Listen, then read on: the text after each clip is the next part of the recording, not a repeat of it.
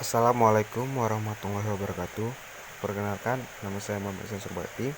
Saya ingin mempresentasikan tentang struktur benih dan struktur kecambah pada tanaman monokotil dan dikotil. Alat dan bahan yang kita perlukan dalam praktikum ini antara lain adalah benih kangkung yang mewakili tanaman dikotil, benih jagung yang mewakili tanaman monokotil,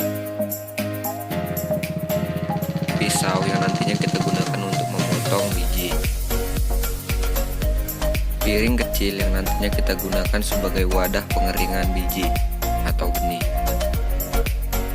telenan sebagai alas untuk memotong biji atau benih nanti, kap gelas digunakan sebagai tempat perendaman sekaligus tempat penyemaian biji atau benih nantinya,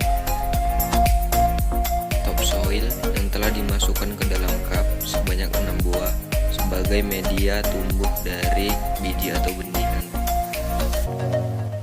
Tisu digunakan sebagai tempat pentiris benih atau biji yang telah direndam. Air untuk merendam biji atau benih. Wadah plastik digunakan untuk tempat meletakkan kap penyemaian. Setelah selesai menyiapkan alat dan bahan, langsung saja kita mulai praktikumnya.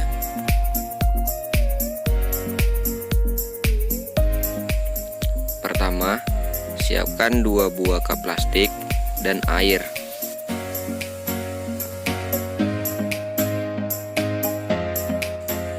Kedua, masukkan benih kangkung dan benih jagung ke dalam kap masing-masing 10 biji dan direndam dengan air lebih kurang selama 30 menit.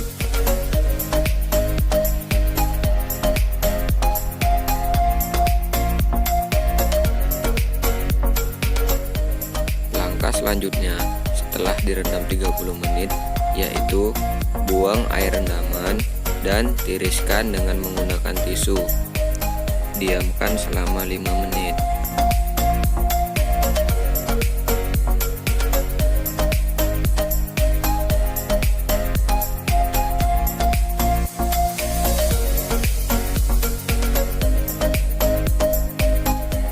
Selanjutnya, bandingkan dan amati benih jagung dan benih kangkung yang telah direndam 30 menit dan tanpa direndam. Terlihat jelas benih kangkung dan benih jagung yang direndam selama 30 menit ukurannya lebih besar. Hal ini disebabkan karena benih yang direndam selama 30 menit mengalami proses imbibisi.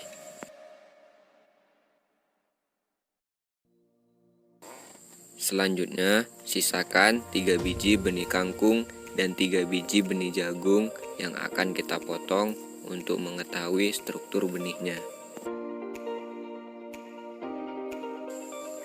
Berikutnya, kita semaikan benih yang telah kita rendam 30 menit tadi ke dalam kap penyemaian yang telah diisi dengan topsoil. Setelah selesai, kemudian siram penyemaian tersebut dan letakkan di wadah plastik yang nantinya diletakkan di bawah sinar matahari yang cukup agar tanaman atau penyemaian tersebut tidak mengalami etiolasi. Etiolasi terjadi dikarenakan tanaman tidak mendapatkan sinar matahari yang cukup sehingga hormon auksin menjadi bebas atau berlebih. Setelah penyemaian berumur 5 HST, barulah kita dapat melihat struktur perkecambahannya. Selanjutnya, kita akan mengamati struktur pada benih kangkung dan benih jagung dengan cara memotongnya secara melintang dan menggujur. Usahakan dalam pemotongan menggunakan pisau yang benar-benar tajam agar hasil potongan rapi dan agar benih dapat kita amati dengan jelas.